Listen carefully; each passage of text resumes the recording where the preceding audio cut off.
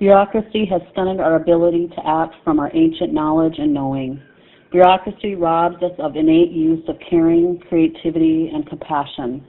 Our O&P manuals and dictating leadership tell us what to do as we passively sit by, waiting for our next instructions. This is the mechanistic and linear worldview that we have created. This worldview no longer serves us well. Do these mechanized systems create a world of fiction, or do they represent our real world? We recognize best how these systems no longer serve us when we need them the most.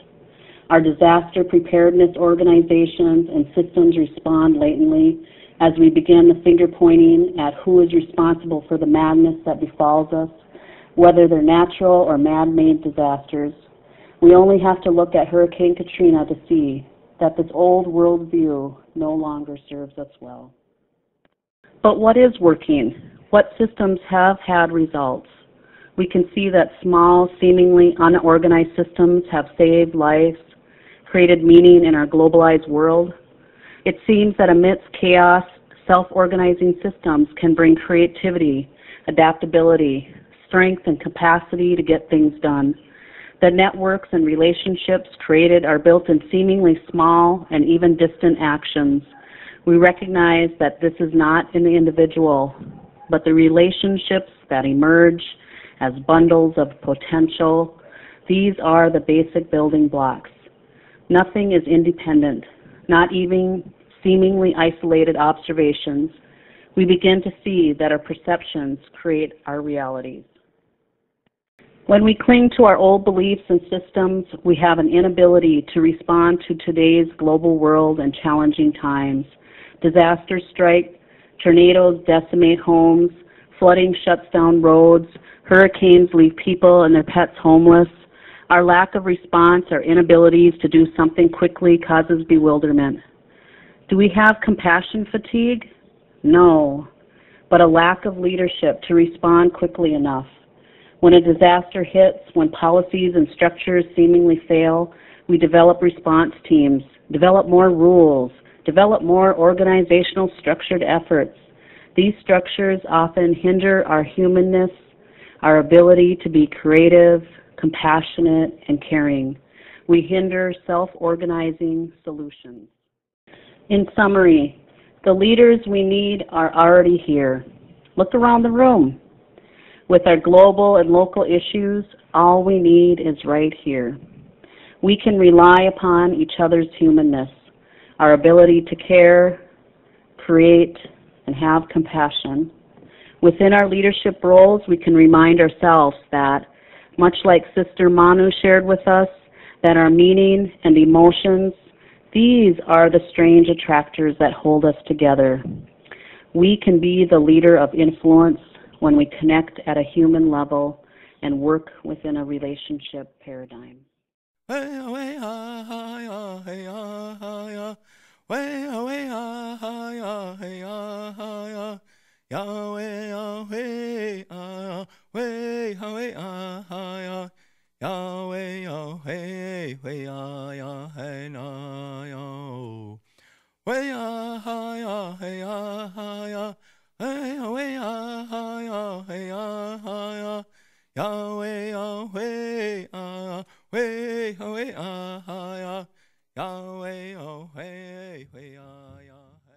How can systems thinking and complexity studies be applied in theory and policy of security? In addition, there is rather a bit of a paradox, even that using a more sophisticated methodology, such as measuring the strength of ties in terrorist networks, may still not yield a more useful map. One reason for this is that many of the factors which determine the strength of terrorist ties are prior connections, which are not easily measured and which, over the short run, may leave the analyst with an impractically sparse network. Complex networks, looking beyond simple heterogeneous preferences. Complex system tools, especially network analysis, offer some very strong insights about the behavior of terrorist networks. But in the flood of data which has hit the market since 9/11, it is often difficult or impossible to tell who has chosen an appropriate methodology and who has not. Equally difficult is discerning whether a complex model truly possesses the ability to model terrorism in newer, more accurate, more powerful ways. Some models may be mathematically complex, but yield little in the way of practical results, simply because their method is static and terror cells are a dynamic phenomenon. The previously unstructured concept of terrorist networks takes on a new character in the treatment advanced by the Krebs.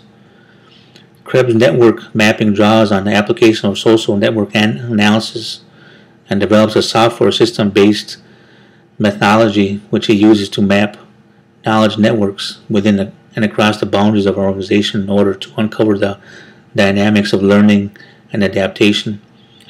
This kind of organizational network analysis combines social network analysis and organizational behavior, which chaos theory and complex adaptive systems. The network mapping goes far beyond the formal organizational structure by exposing the real knowledge sharing dynamics within the functional structures. Krebs describes these communities of practice as emergent groups in which knowledge is concentrated around common problems and interests, and the core competencies of an organization are shared and developed. Organizational mapping of terrorist networks derives in large part from earlier work mapping corporations and studying the dynamics of organizational learning. The measurement of these complex human structures focus on individual network centrally, which reveals key individuals in the information flow and knowledge exchange. High centrally, scores demonstrate extensive access to hidden assets within the organization of an entity with high capacity to get things done.